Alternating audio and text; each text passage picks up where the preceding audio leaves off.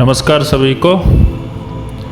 आज का प्रश्न बहुत ही कठिन कह सकते हैं। आज हम बात करेंगे कर्म के बारे में। तो चलो आज की वीडियो शुरू करते हैं। और सबसे पहला प्रश्न है, कर्म कितने प्रकार के होते हैं या कर्म कितने प्रकार के हैं? उत्तर, कर्म दो प्रकार के हैं। पहला एक शुभ कर्म और दूसरा अशुभ, यानी एक पुण्य और दूसरा पाप कर्म कहा जाता है। अब सबसे पहले पुण्य कर्म के बारे में बात करते हैं। पुण्य कर्म कौन कौन से होते हैं?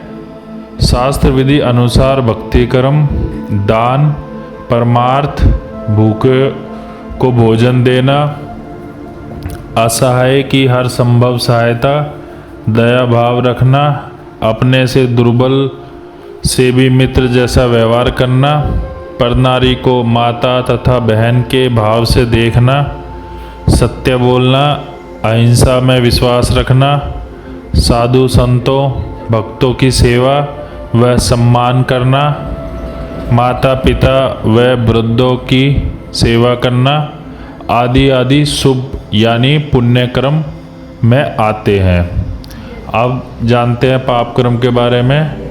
पाप कर्म कौन से होते हैं? शास्त्र विधि त्याग कर मनमाना आचरण करके भक्ति कर्म करना, चोरी, पर स्त्री से बलात्कार, पर स्त्री को दोष दृष्टि से देखना, मांस, मदिरा, नशीली वस्तुओं का सेवन, रिश्वत लेना, डाके मारना, हिंसा करना आदि आदि शुभ कर्म में यानी पाप कर्म में आते हैं। अब अगले प्रश्न की तरफ बढ़ते हैं। कर्म बंधन कैसे बनता है? तो इसका उत्तर है, काल ब्रह्म ने जीव के कर्मों को तीन प्रकार से बांटा है। पहला संचित कर्म, दूसरा प्रारब्ध कर्म, तीसरा क्रियावान कर्म। अब संचित कर्म कौन से होते हैं? संचित कर्म वे पाप व तथा पुण्य कर्म हैं जो जीव ने जन्म जन्मांतरों में किए थे। उनका भोग प्राप्त नहीं हुआ था, वे जमा हैं यानी ऐड हैं। दूसरा प्रारब्ध कर्म। प्रारब्ध कर्म वे कर्म हैं जो जीव को जीवन काल में भोगने होते हैं, जो संचित कर्मों से औसत करके बनाए जाते हैं। उदाहरण के लिए, यदि पाप कर्म 1000 है और पुण्य कर्म 500 हैं तो दोनों से औसत में लिए जाते हैं। प्रारब्ध कर्म यानी जीव का भाग संचित कर्मों से एवरेज में लेकर बनाया जाता है। यदि 20-20% लेकर प्रारब्ध बना तो पाप कर्म 50 और पुण्य कर्म 25 बने। इस प्रकार प्रारब्ध कर्म यानी जीव का भाग्य बनता है। इनको प्रारब्ध कर्म कहते हैं। अब तीसरा क्रियावान कर्म। अपने जीवन काल में जो कर्म प्राणी करता है वे क्रियावान कर्म कहे जाते हैं। ये 75 तो प्रारब्ध कर्म होते हैं, यानी जो संस्कार यानी भाग्य में लिखे हैं वे किए जाते हैं। 25% कर्म करने में जीव स्वतंत्र है। 75% करने में जीव बाध्य है, क्योंकि वे प्रारब्ध में लिखे होते हैं, परतंत्र है। परंतु पूर्ण संत मिलने पर परिस्थिति बदल जाती है। अगले प्रश्न की तरफ बढ़ते हैं। कहते हैं कि जीव कर्म करने में स्वतंत्र है। इसका उत्तर है, जीव 25% कर्म तो स्वतंत्र रूप से करता है। अपने जीवन काल में 75% कर्म तो प्रारब्ध वाले करने में परतंत्र है, विवश है। केवल 25% कर्म करने में स्वतंत्र है, परंतु पूर्ण संत मिलने के पश्चात परिस्थिति बदल जाती है।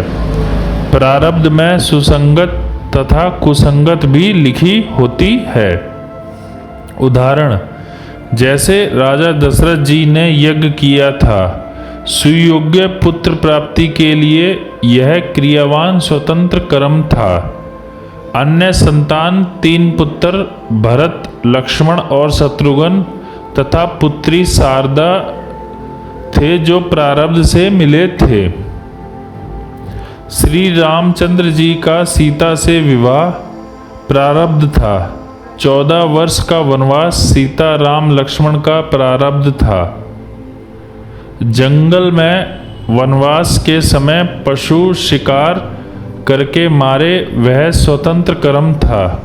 शूर्पणखा का नाक काटना लक्ष्मण का स्वतंत्र कर्म था। सीता का अपहरण प्रारब्ध कर्म था, सीता और रावण दोनों का। यह कारण अन्य भी हो सकता था जो शूर्पणखा बनी थी। 33 करोड़ देवताओं का कैद में रहना प्रारब्ध कर्म था। सुग्रीव के भाई को राम ने मारा, यह स्वतंत्र कर्म था।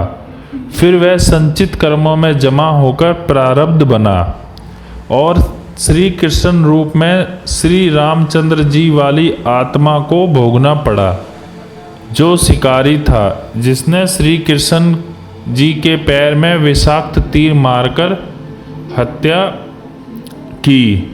वह शिकारी वाली आत्मा थी। रावण की मृत्यु 33 करोड़ देवताओं को कैद से मुक्ति प्रारब्ध था। तो इस प्रकार ये कर्म का आज विस्तार से हमने जाना कि कर्म कितने प्रकार के होते हैं और कौन से पाप कर्म है, कौन से पुण्य कर्म है, हम कर्म के बंधन में कैसे बनते हैं। ऐसी जानकारी आपको बहुत ही कम देखने को मिलेगी और पूरी तरह सत्य है, क्योंकि ये सभी वेद ग्रंथों के प्रमाण के साथ हम जो भी वीडियो बनाते हैं प्रमाण के साथ ही बनाते हैं। आप सभी से प्रार्थना है कि कृपया वीडियो को पूरा देखें और ज़्यादा से ज़्यादा शेयर करें। अगर कोई वीडियो में कमी हो तो कमेंट में ज़रूर बताएं और ऐसी ही वीडियो आपको आगे भी मिलते रहे तो इस चैनल को ज़रूर सब्सक्राइब करें। और कर्म करते समय हमें ज़रूर ध्यान रखना चाहिए कि एक एक सांस का हिसाब देना पड़ेगा। एक एक जो सांस हम खर्च कर रहे हैं वो सभी का हिसाब देना पड़ेगा, चाहे हम कुछ भी सोचते हैं या करते हैं या जो भी मतलब हम सोचते हैं करते हैं फिज़िकली या मेंटली, तो वो सब का हिसाब देना पड़ता है। इस पर भी आने वाले समय में वीडियो लेकर आएंगे। तब तक के लिए धन्यवाद।